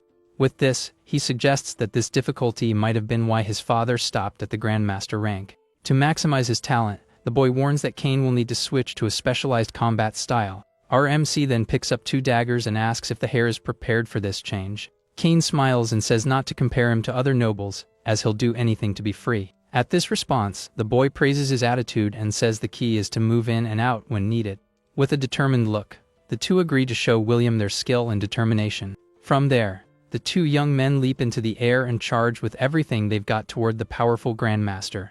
Cain then uses his wind magic and yells for them to accelerate and increase the attack speed. This way, the two descend with full force, looking like a true green comet toward the Grandmaster. Seeing this, the butler is startled and yells for his master, but William stops him with a hand gesture. With that, the hare flies past his father, showing off his new and incredible skill with daggers. A moment later our MC also flies past the Grandmaster, daggers in hand. He explains that daggers are the fastest and most maneuverable weapons in combat. With a focused gaze, our hero says they need to extract every advantage from them to the limit. From there, he uses the butterfly step to surpass the opponent's reaction speed. William Aranka is surprised by the boy's technique and watches the demonstration attentively. This way he moves like a butterfly and attacks the Grandmaster from multiple angles at once. At the same time, Kane uses his wind magic to create several copies and move across the battlefield. With that, the two attack together from the air, combining their skills to impress the Grandmaster. Kane feels light and realizes his body and the daggers move as if they were one. With this new sensation, he feels like a bird finally free to fly through the skies. He loves the fusion of his combat techniques with the powerful wind magic he commands. From there, a green aura envelopes his dagger as he prepares to show his new power. From a distance, William Aranka watches everything with a serious and very impressed look. His eyes widen, as he didn't expect to see such rapid development in his son. With a battle cry, the heir declares that this is his new and true martial path. Seeing the scene, William Aranka doesn't seem the least bit impressed with the boy's demonstration. Suddenly, he unleashes a red energy that sends both young men flying with great force. With that, the Grandmaster calls them knave for abandoning the clan's techniques to prove something. Even with the impact, the two are thrown back but immediately prepare for the next attack. Our MC then yells for Kane to speed up, and the heir agrees with the plan instantly. From there, Kane uses his wind magic to accelerate, with our hero right behind him at full speed. The two then cross paths and create a powerful X-shaped energy attack toward him. Faced with the attack, the Grandmaster stares at the boys with a very serious expression on his face. Enveloped in green energy, they continue the attack from various different angles without stopping. At that moment, William Aranka's eye glows with red light, showing he's going to fight seriously. With a red energy hand, he asks if that's all they can really do. A moment later, his energy hand lunges to try and grab Kane's dagger in mid-air. But the hero is much faster and manages to dodge the attack at the last second. With the dodge, William Aranka gets a look of pure hatred for missing his sure hit attack. He then glares at the boy from above and calls him a coward for dodging his powerful blow. Our MC explains that retreating isn't weakness, and Kane understands it's to prepare the next blow. With that, Kane's foot glows with wind energy as he prepares to advance again. From there, the retreat connects with the next attack, and the hare flies toward his father. Kane then uses his wind magic and creates a tornado to attack the Grandmaster with everything he's got. A moment later our MC joins him, and the two run side by side on the field. Faced with the combined attack, William Aranka is surprised by the two boys' tactic. With a battle cry, the duo leaps into the air for a final, powerful attack against the Grandmaster. After the fight, our hero talks about a baseball technique called a changeup, leaving Kane confused. His eyes glow intensely as he prepares to show the technique in practice to his friend. With a shout, he lunges and attacks the hare with his dagger so he can understand the concept. Kane reacts in time and manages to block his friend's blow with his own combat weapon. The two stand with their daggers crossed as the training continues between them. He then explains that the technique is used to deceive opponents by varying speed. With this, even casual movements become feints, and if the enemy's reaction is delayed by a second, it's possible to crush them by maximizing the dagger's strength with attack speed. William Aranka moves with agility, easily dodging the two boys' attacks. Kane then charges with his dagger and launches a direct blow at his father with everything he's got. But the Grandmaster scoffs, saying such a slow attack means nothing to him. With a cold look, he analyzes his son's movement without showing any difficulty in defending. Kane uses the momentum and leaps over his father to continue the combined attack with his friend. From above, the hare prepares for the next phase of the plan he devised with our MC. The two smile confidently and get ready for the real attack they planned together.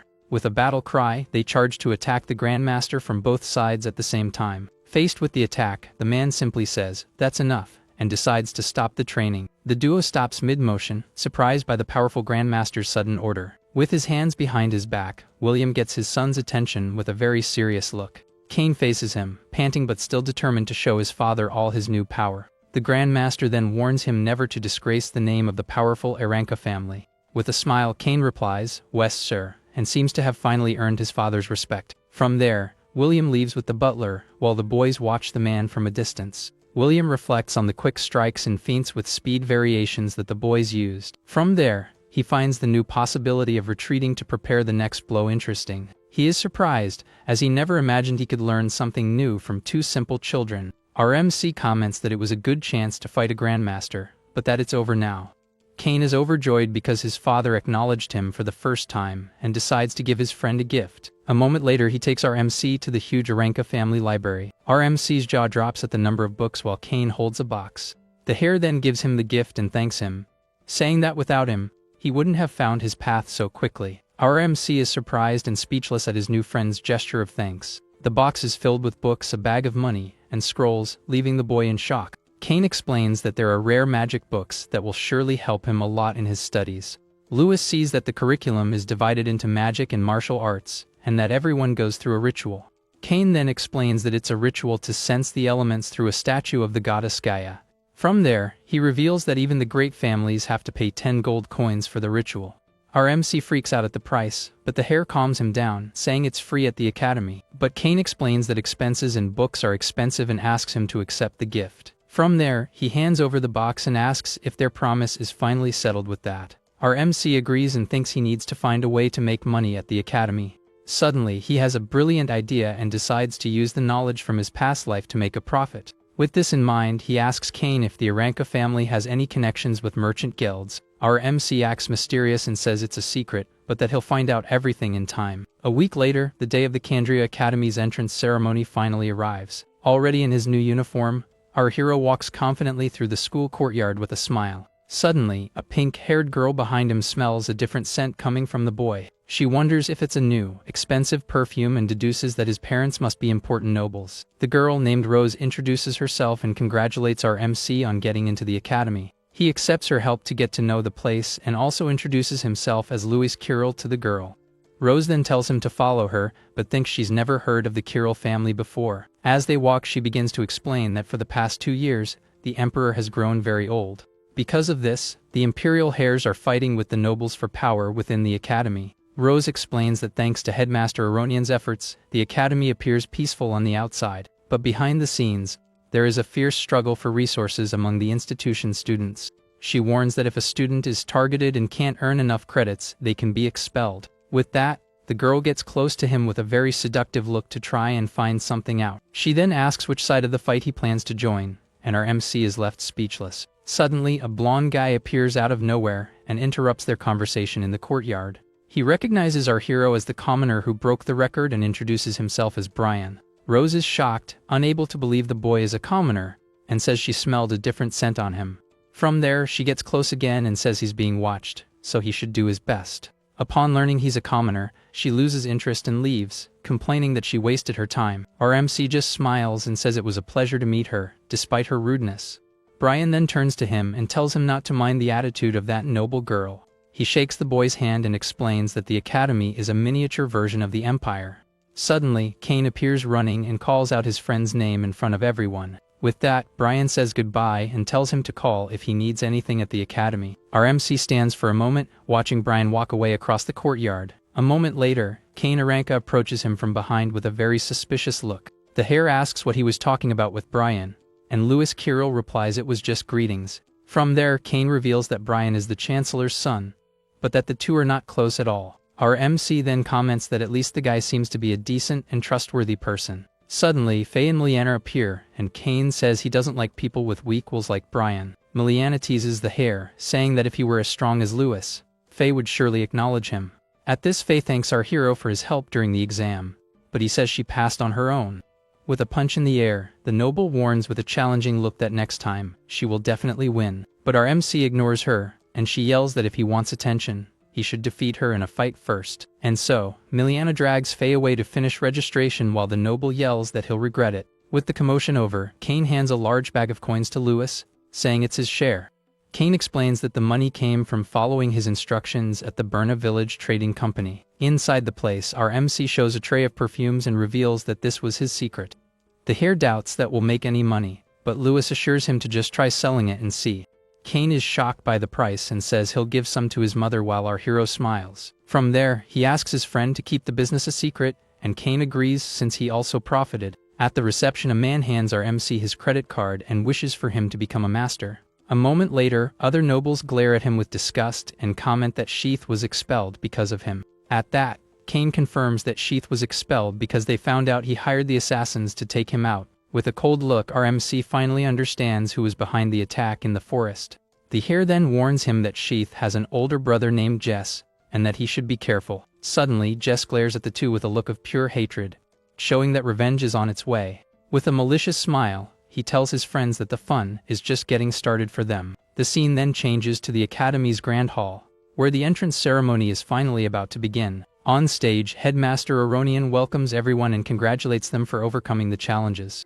With that, he warns that this is just the beginning, and that everyone must study to become powerful. From there, the headmaster announces that the next speaker is the freshman representative, Neil Gunn. A moment later, the hammer guy walks up the stage stairs completely barefoot and shirtless. With his back to the crowd, Neil holds his enormous axe and prepares for his speech. The students are shocked and wonder why the first-place student is shirtless and has an insane aura. Seeing the scene, the professors are furious, and Headmaster Aronian can't believe the attitude of that idiot. With his axe in hand, Neil yells for all the imbeciles present to listen carefully to what he's about to say. From there, he reveals that his main goal is to defeat every single one of them until they all bow. The nobles are outraged by the boy's audacity and call him a savage brute for the threat. With that, the axe guy yells back, saying that everyone there is nothing but a bunch of trash-talking weaklings. Seeing the chaos, Aronian gets a stomachache and already feels like quitting his job as headmaster. He then points his weapon forward and reveals that his main target is a very specific person in the audience. A moment later, he throws his giant axe with all his might toward our MC and his friends. The weapon hits the floor with full force and stops right in front of our hero and Kane Aranka, who are startled. The axe is stuck in the hall floor, shattering everything with the force of the violent impact. Our MC and his friends stare at the weapon stuck in the floor, not understanding the situation at all. Neil then glares at the boy from a distance and yells Lewis Carroll's name for everyone to hear loud and clear. From there, he leaps and balances on his axe's handle to face our hero up close. With a challenging look, Neil stares at our MC and says the two of them will have a good fight eventually. With a malicious smile and glowing eyes, he says the two of them will fight one way or another. Our MC just stares back at him with a serious look, showing no emotion. Standing on his axe, Neil continues the challenge as the tension rises between the two boys. Kane steps in front of his friend and yells for him to stop, as the ceremony isn't over yet. With a frustrated look, our MC thinks that everyone here seems to be just like him. Neil then provokes Kane, asking if he's just a trash talker who's afraid to fight. With a look of pure rage, the hare prepares to retort to the boy's provocation, and so, he charges forward with everything he's got and throws a punch right at the axe guy's face. But Neil stops the blow with one hand and with absurd ease in the middle of the hall. Our MC then grabs Kane's arm and asks him to calm down and not fight. Neil scoffs and says he doesn't mind fighting both of them at the same time, calling them cowards. Suddenly, Brian approaches and says the two are the only talented commoners and should get along. With a serious look, he warns that if Neil keeps acting like this, he won't last long at the academy. But the axe guy tells him to get lost, saying he's not interested in small fry. Brian is completely shocked by the insult and glares at him with a look of pure rage. The other nobles get annoyed and complain that commoners have no manners for talking to Brian like that. Kane then mocks Brian, saying he embarrassed himself for nothing, as some people only learn by getting beat up. With a malicious smile, Neil accepts the challenge and warns that he'll finish the boy off first. But a professor appears and stops him from continuing the fight, reminding him that fights are forbidden there. He then explains that fights are only allowed in classes and tournaments, and anyone who breaks the rule is expelled. With an intimidating look, the man asks if he understood the academy's rules clearly. Neil starts to laugh and says that being expelled would be a big problem for his future plans. And so, he slings the axe over his shoulder and says the fight will have to wait. With an intense look, he warns Lewis Carroll to just wait, because their fight is going to happen. Our MC just stares back at the brute, accepting the challenge without saying a word. From there, the professor ends the ceremony and announces that classes start the next day. Our MC wonders why Neil picked a fight with him, and Kane blames Faye for the mess. Faye gets furious and punches Kane for calling her a muscle head and almost getting expelled. With that, she admits that it's partly her fault because she fought Neil during the final exam. The fight ended in a draw, but rumors said she lost to Lewis, and that's why Neil wants to fight him. With a smile, our MC says it's a good thing it didn't turn into a brawl, and Faye says she wouldn't blame him. From there, the trio decides to move on, leaving the ceremony's chaos behind for good. Our hero then realizes they are already hated by many people because of what happened. A moment later, they arrive at the academy store to buy the necessary materials for classes. Lewis Carroll freaks out, thinking everything is too expensive, but the saleswoman says that's not quite the case. With a smile, she shows a feather pillow that costs 30 silver coins and calls it a bargain. Then she grabs another pillow with magic herbs and says it costs only 5 gold coins. Kane then explains that this is the cheap side of the store, and that now he understands the importance of money, and so our MC buys the cheapest starter kit for 100 silver coins. With the perfume money, he thinks it's a good thing he made a profit earlier, and that he'll send the rest to the orphanage. He then realizes that potions are essential, and that he needs to find more ways to make money there. The girls say goodbye and say they are heading to the dorm, as the awakening ritual is the next day. With money on his mind, our MC decides it's time to work hard to earn more. The scene then changes to the enormous and luxurious dormitory of the Candria Magic Academy. With his pillow on his back, our hero looks for room 60 and hopes for no trouble. Suddenly, he's startled by a noise and ends up dropping his pillow on the hallway floor. Our MC hears shouting coming from one of the doors and decides to go over to see what's happening. In the room, a group of bullies surrounds a boy and threatens him, saying he'd better obey. The cornered boy just stares at the guys in silence, showing not a hint of fear in the face of the threat.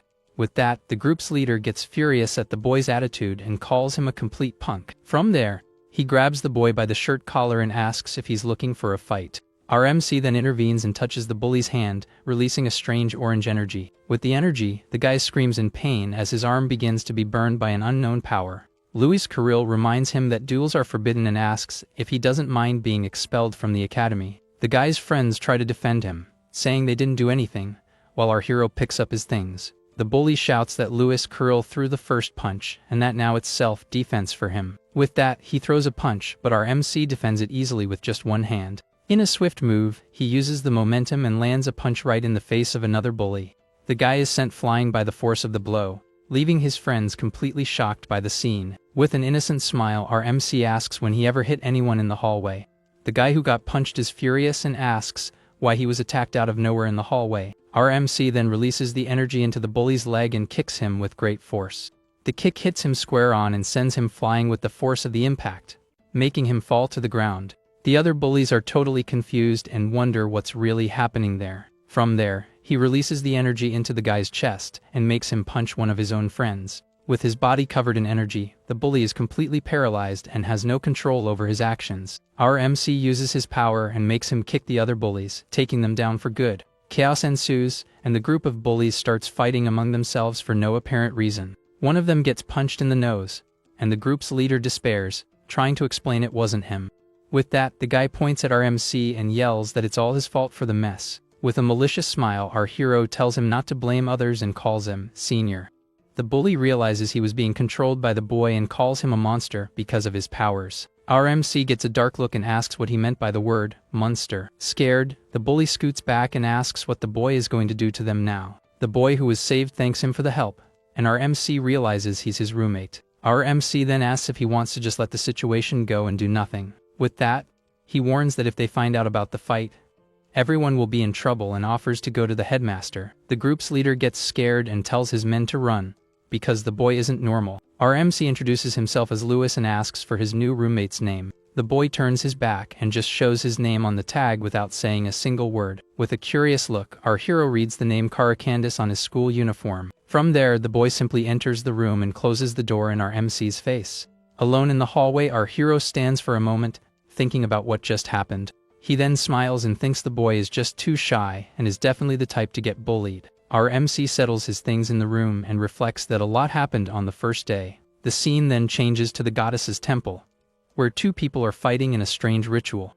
Two shadowy men with glowing eyes watch the fight from a distance with an air of mystery. The next day, the freshmen gather in the Academy's grand temple for the awakening ritual. Our MC is impressed by the place and wonders if that is the goddess of their world. Standing before the statue, a professor announces that she is the great creator of all, the goddess Gaia.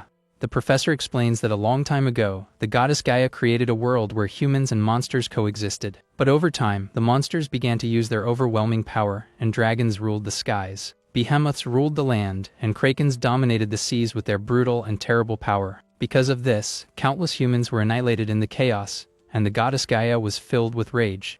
She then gave her blessing to the humans who had no magic power so they could fight against the monsters. From there, they created arcana martial arts, and after harsh battles, they escaped annihilation. The professor says that now they will receive the goddess's blessing and awaken the true nature of the world. Our MC then realizes that even in the official legend, there is no mention of the first hero. With an annoyed look, he wonders why the first hero's existence was completely erased. Suddenly, the professor calls the attention of the two boys in the middle of the student crowd. He then guides them to one side of the temple, where they must participate in the awakening ritual. The man leads them to an altar and warns that if they have talent, they will be able to sense the elements. With a look of contempt, he adds that if they don't feel anything, they are just useless trash. Our MC just stares at the professor with a serious look, unfazed by the provocation. The man then yells that the academy has no need for trash and unleashes a purple energy on the two. With a shout, the professor tells everyone to sit down, as the awakening ritual is about to begin. Our MC then stares at the man and wonders why the professor hates him so much. The professor explains that the four great elements, earth, fire, wind, and water, are the foundation of the world. With that, he tells everyone to sharpen their minds and reach for what they feel under the goddess's blessing. From there, the man begins a prayer and asks the goddess who dwells in the heavens to bless them. A moment later, the magic circles on the temple floor glow with an intense, colorful light.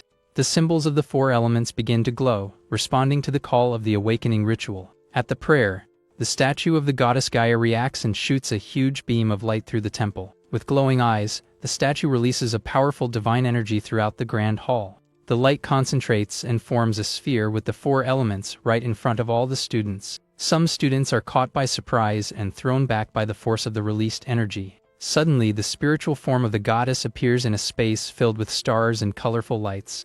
One of the students is amazed and wonders if those lights are the elements he's heard so much about. From there, the fire element chooses one of the students, while another awakens the power of water. Suddenly, a huge fire tornado forms around Faye, showing her immense power. In addition to fire, she also awakens the earth attribute, leaving the other students with their jaws on the floor. They wonder how a commoner can control magic with such ease and call her a genius. With her eyes glowing with power, Faye is happy and shouts that this is exactly what she was talking about. From there, her power explodes and creates a huge circle of fire that impresses everyone in the temple. Neil then observes our MC and his friend, who are still sitting without awakening anything. With his arm covered in stone armor, he says that someone who doesn't even awaken can't be his rival. With a fiery aura, he yells that elements or whatever else will have to obey him. Kane then notices that no elements are gathering around his friend and gets worried. Our MC is confused because he can't feel anything and wonders why. He then wonders if it's because he's not originally from this world and therefore has no powers.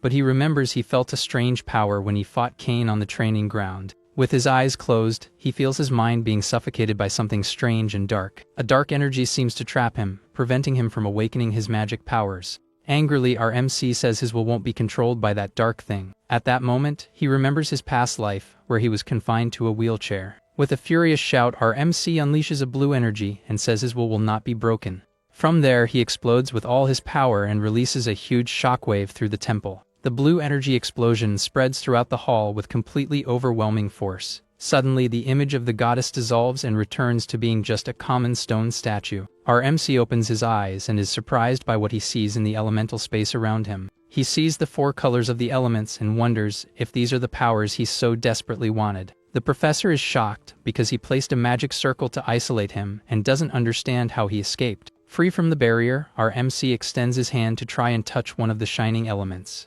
But the light of the water element moves away from him, leaving him completely confused. With that, he wonders why he can feel the elements but can't touch them at all. Back in the temple, his body starts to move on its own, making strange poses on the hall floor. Our MC is frustrated with the pain, and his friend Kara watches him with a concerned look. The professor scoffs, saying he's greatly mistaken if he thinks escaping the isolation will do any good.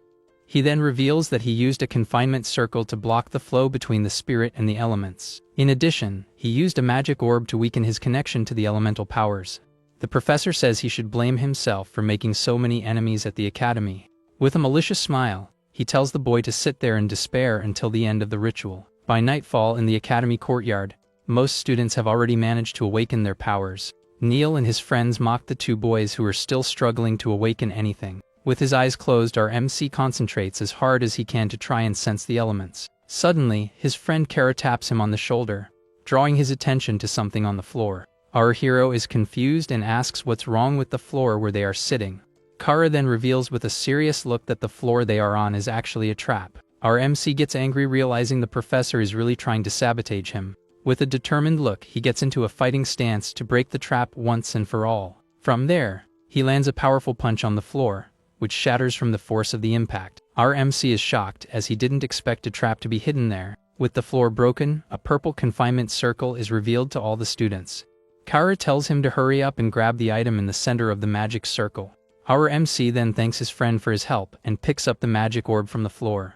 With the orb in his hand, our MC stares at the broken floor and wonders if it was just a coincidence. With a serious look, he begins to suspect that it might not have been a simple accident. From a distance, the professor watches the two leave, completely satisfied with his foiled sabotage. But our MC decides not to care, because now the real trial by fire is finally about to begin. Free from the trap, he concentrates again and feels the powerful energy of the elements around him. A moment later, the four elements begin to fly at extremely high speed through the magical space.